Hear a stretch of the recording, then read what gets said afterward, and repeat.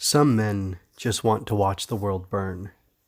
Some men want to seize control of the world and force it to be exactly what they believe it should be. These men are entitled, arrogant, presumptuous, and dangerous. They believe that they know what's right for you, what's right for me, and what's right for everyone. And their ambitions will not stop by the fact that some people will need to be hurt, oppressed, imprisoned, threatened, and forced to form a more perfect union. This is MJ.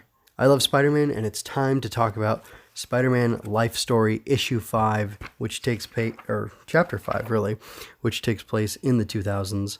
Let's see. This is Chapter 5, Civic Engagement, which is a pretty nasty way to name it. It takes place in the year 2006, and I'm going to go ahead and talk about the cover now. First, to give credit where credit is due, the writer is Chip Zdarsky, the penciler is Mark Bagley, the inker is John Dell, and the colorist is Frank D'Armata. The lettering was done by Travis Lanham, and the cover was made by Chip Zdarsky. Apparently there are variant covers like there usually are. I have no idea what they look like, but be kind of interested to look that up. But looking at this cover again, it's got the American flag on it, obviously. In the 2000s were when 9/11 happened, when the Patriot Act was passed, when a lot of bad things happened. And it's interesting, the image of Spider-Man within the star of, the United States flag, which the whole cover is evocative of the flag. The way he's holding on to it, it looks like it's squeezing down on him, almost like in a Looney Tunes cartoon where the scene would iris out and, a Daffy Duck or a Bugs Bunny would try to stop it from closing in on them.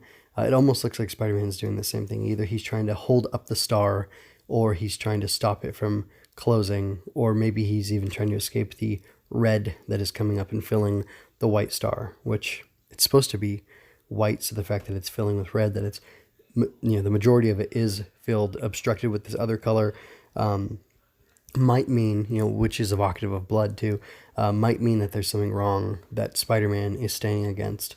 And gosh, I think that's a lot. And I like the cover from the first time I saw it, but after reading the issue a second time and then coming back to the cover, I definitely see all the more meaning it has. And I originally was going to call this review, or put the title on it, of F you Tony Stark or something like that, but I didn't. I ended up pulling something from a quote from Peter at the end.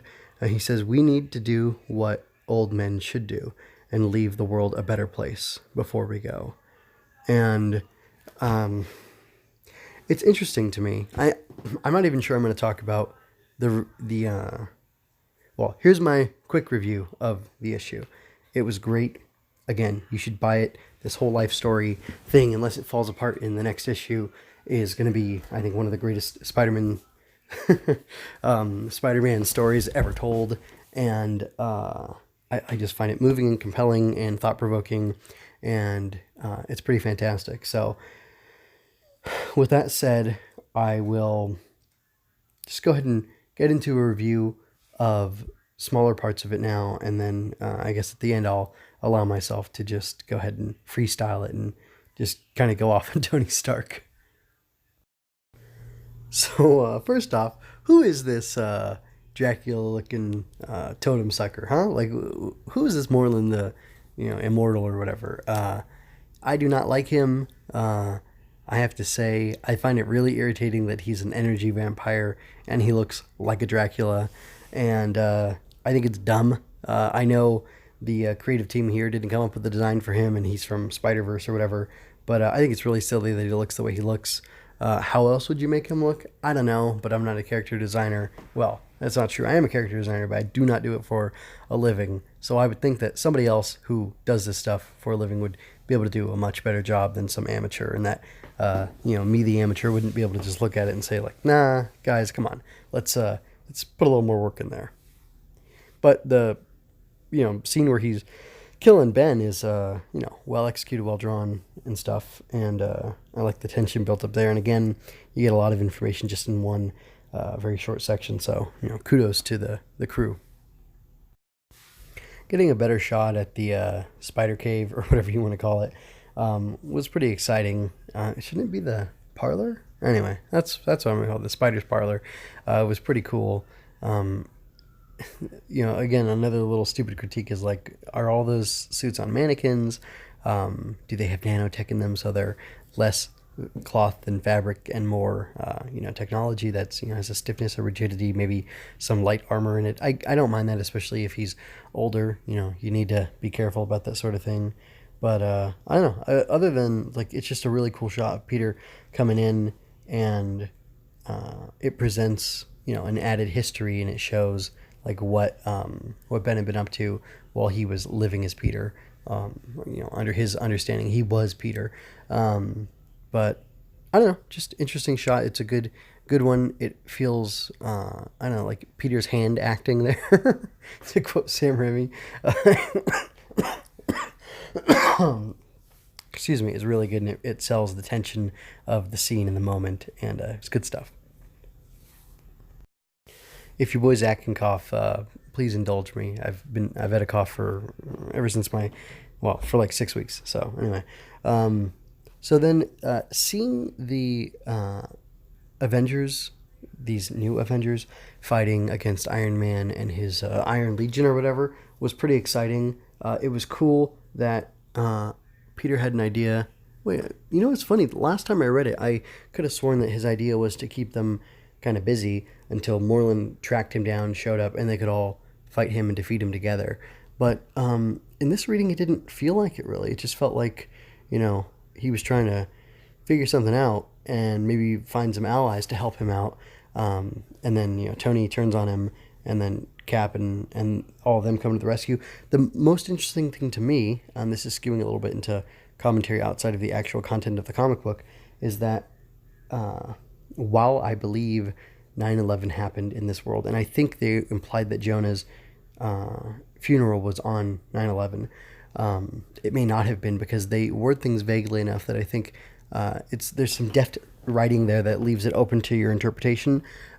Maybe there was an accident that happened instead, like the one in the beginning of the Civil War storyline in the comics back in the day, where innocents died because superheroes didn't do their due diligence or they weren't careful, and maybe that's what Peter was helping out with, and it wasn't on 9/11. But the way they talked about, made an allusion to first responders helping out people with no powers doing right and risking themselves, it feels very much like 9/11. But I think they did a good job with that. But it's kind of interesting to me that they don't specify, and I kind of wonder why. Maybe just it's better for it to not be tied to that, or maybe, I don't know, is that cowardice? Tell me what you think about that, if you have a strong opinion. Tony's U.S. Avengers team,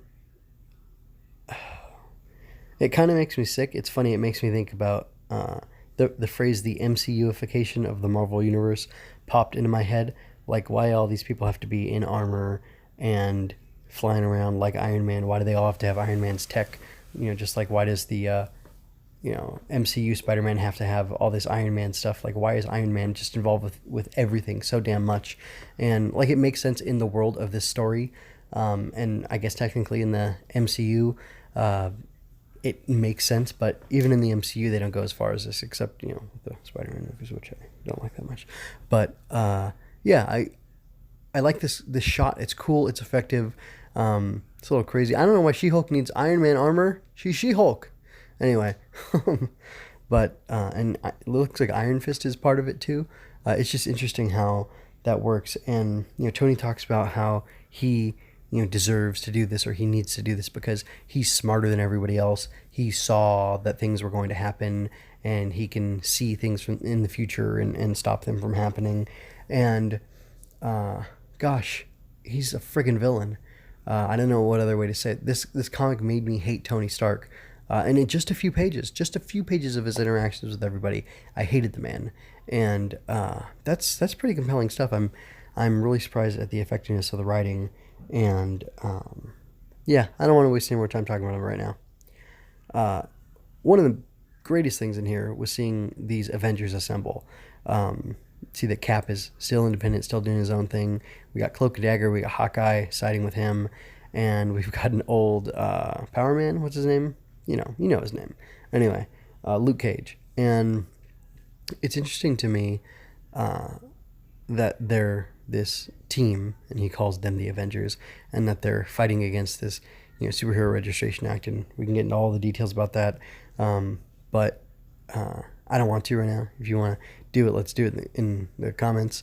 But one thing I do want to say is, as cool as it was to have Cap doing an Avengers Assemble call and seeing them there, and they gave reprieve, or not reprieve, but assistance to Peter to help him out, and that was super neat.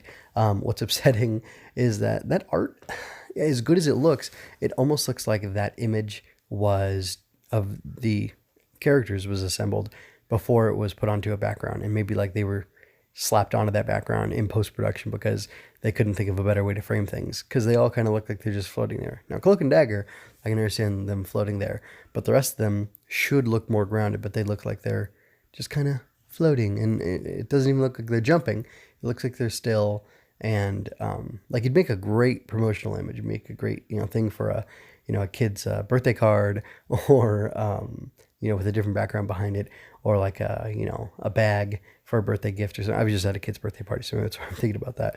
But the art is good, except for the fact that the characters don't match with the background, and I'm going to nitpick about that because I'm going to find something wrong with these comics. I don't want to just be praising them the whole time. So it was kind of funny, just like Ben had made this red mask and worn it at different times to help people out in different situations with, I'm guessing, just his super strength, super speed, spider sense, his extra durability, whatnot. He passed that off to Peter and was like, look, I was never able to not help people, and I figured you might be the same, so here you go, because we're the same. But Claire says that you have this sense of responsibility, that's why we're hiding in the woods. We have this house out here where we don't see people, because as Spider-Man back in New York, you just used to react to everything you saw.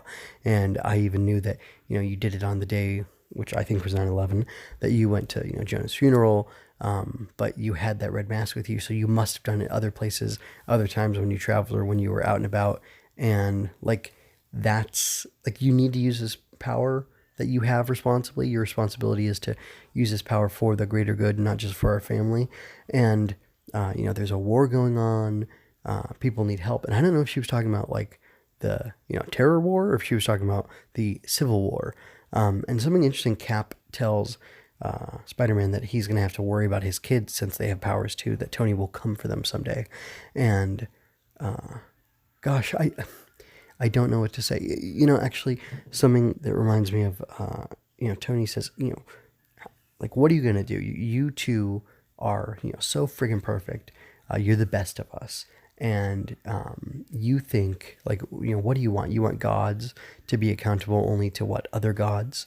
And you expect that everybody else is going to be as responsible as you and think about their actions the way you do.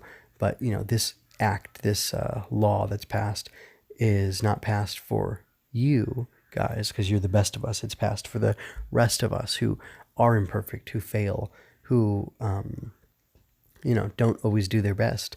And it's interesting to me, I started with the thing about the oppressive, progressive, like authoritarian type person that Tony is. And he presumes that by enacting this law, that he can make everything better. But the enforcement of the law has such a terrible cost. He goes on about the fact that there's this war and people are dying or people imprisoned, and they shouldn't have to be. Well, if they shouldn't have to be, then repeal the law. And it's pretty funny to me that, Tony tells Cap not to quote Jefferson at him, but I agree. Like, just because a law is a law doesn't mean it's moral.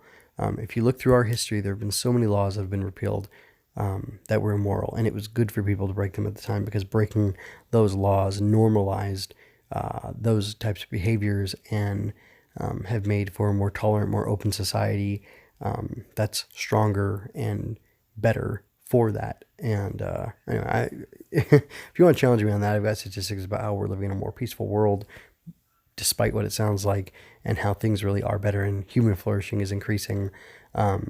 Just as long as we get criminal justice reform underway and things like that, the world will be an even better place. And as a parent, I know that if you don't create a restriction, you don't have anything to fight about, and you don't have anything to be angry at your children about. And I'm not saying just let them do whatever they want, but there's a difference between restricting people for good reasons and stopping actual harm from happening. Anyway, I've gotten far afield from where I wanted to be, so I'll go ahead and stop myself now. So again, I recommend this. Definitely get it.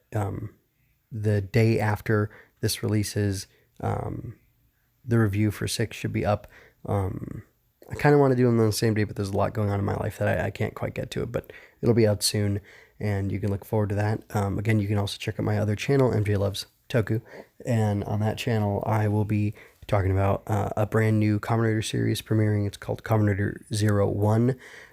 There's a big movie that was released that kind of caps off the previous era of Rider, and then this, I plan to review that first, and then the episode will come out for 01, the debut, and then I'll review that as well. So probably 2 shows will drop in a week over there, and I will also be participating in Tokutember drawing Tokusatsu inspired.